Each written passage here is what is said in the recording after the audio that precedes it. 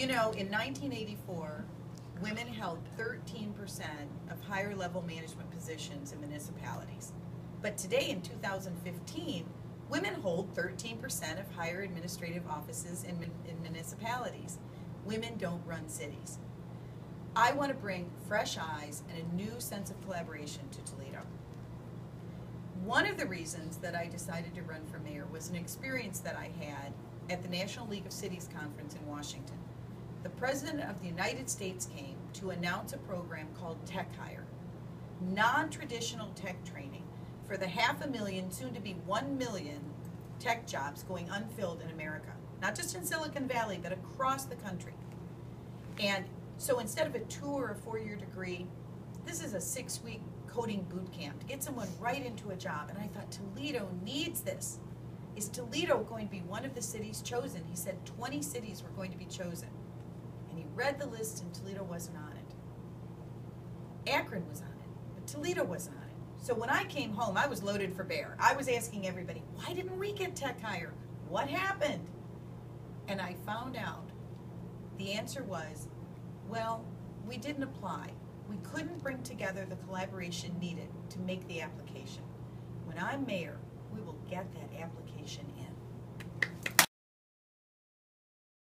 I am interested in what goes on in Toledo because it affects everything that I do. And so I didn't really have, you know, when I saw who was running, I didn't have anybody I was really excited about.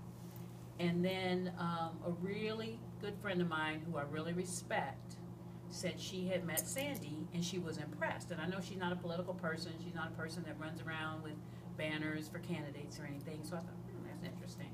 So she invited me to come over to a group of women that were meeting, and Sandy was going to come. And so I said, sure, I went. I had time. And I was impressed. What fired you up? Well, she's focusing on the things that I think will propel Toledo into the future, into a position where we can really play the game. I mean, Detroit's coming back, Cleveland's come back. Toledo is an awesome city. And yeah, for those people who have never left, you need to travel a little bit. You need to go to Pittsburgh, even go up to Detroit, see what they're doing up there and see what the possibilities are, and then come back and look at Toledo with fresh eyes. I mean, that's what I did. And I was gone for 30 years, and I come back and I think, wow, it's great being back in the Midwest. Toledo's great. And everybody's around me like, are you kidding? You left LA for Toledo? And I'm going, yeah, and I like it here. It's a great city. It always has been a great city. But we got to get out of our own way, and I think Sandy will help us do that.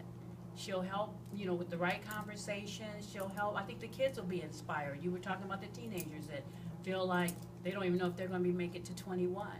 You know, I've dealt with that, raising a son and now a grandson, and some powerful things happen because I had to use positive thinking and kind of things to kind of turn their heads in a different direction.